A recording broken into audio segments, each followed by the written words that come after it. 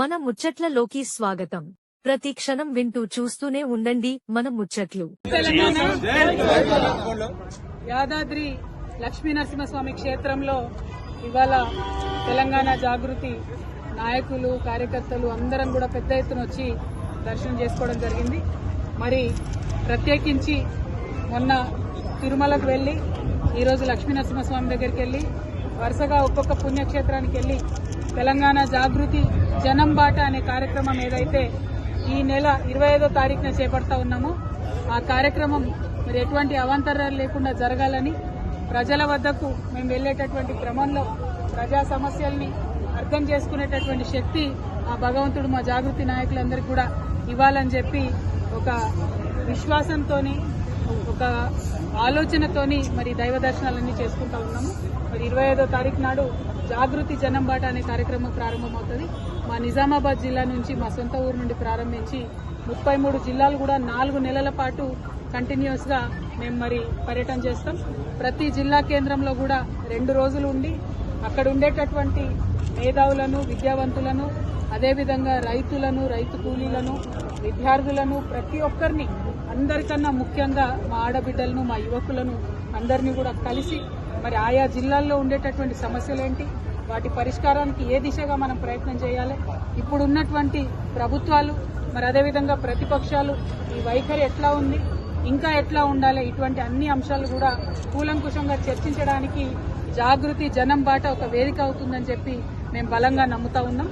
మరి ఈ యొక్క కార్యక్రమంలో దైవం యొక్క ఆశీర్వాదం ఉండాలని ప్రజల యొక్క ఆశీర్వాదం ఉండాలని మనస్ఫూర్తిగా కోరుకుంటా ఉన్నాం.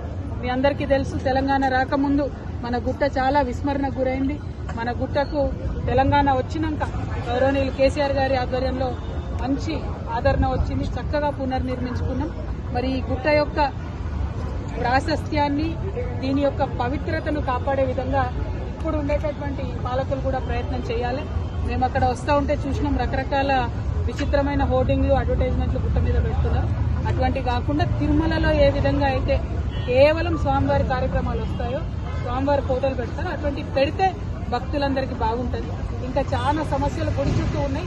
ఈ సమస్యలన్నీ కూడా మేము మళ్ళీ యాదాద్రి భువనగిరి పర్యటనకు వచ్చినప్పుడు మైక్రో లెవెల్లో ప్రతి సమస్య మీద కూడా మాట్లాడతాం. ఇవాళ రాష్ట్ర స్థాయిలో జరిగేటటువంటి పర్యటన గురించి మా ప్రెస్ మిత్రులందరి ద్వారా ప్రజలందరికీ తెలియజేస్తున్నాం.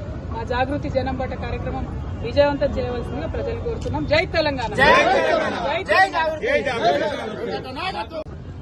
తెలంగాణ జాగృతి సంస్థ మీ అందరికీ తెలుసు 19వ సంవత్సరం. మేము ఒక ఎన్జిఓగా పుట్టినా కూడా ప్రతినిత్యం ప్రజల కోసమే మాట్లాడినాం. ఆనాడు తెలంగాణ ఉద్యమంలో కూడా పాలిటిక్స్ మాట్లాడినాం, తెలంగాణ ఉద్యమంలో కూడా రాజకీయ సమీకరణలు ఎట్లుండాలి, తద్వారా తెలంగాణ ప్రజలకు ఏ విధంగా బెనిఫిట్ పొందాలనే అంశాలు ఆనాడు మాట్లాడినాం. ఈనాడు కూడా మేము ఒక సివిల్ సొసైటీ ఆర్గనైజేషన్ గా ఉన్నప్పటికీ రాజకీయాలు పుష్కలంగా మాట్లాడతాం. రాజకీయాలు మాట్లాడి ప్రజలకు మేలు చేయాలంటే పార్టీ ఉండాల్సిన అవసరం లేదు. పార్టీ రావాలని ప్రజలు కోరుకుంటే తప్పకుండా వస్తుంది, దాంట్లో పెద్ద ఇబ్బంది ఏం లేదు. పక్కనున్న ఆంధ్రప్రదేశ్లో 2 పార్టీలు ఉన్నాయి, తమిళనాడులో 2 ప్రాంతీయ పార్టీలు ఉన్నాయి, ఆంధ్రప్రదేశ్లో 3 ఉన్నాయి, అట్లనే కేరళలో అయితే గల్లీకోటు ఉంటుంది.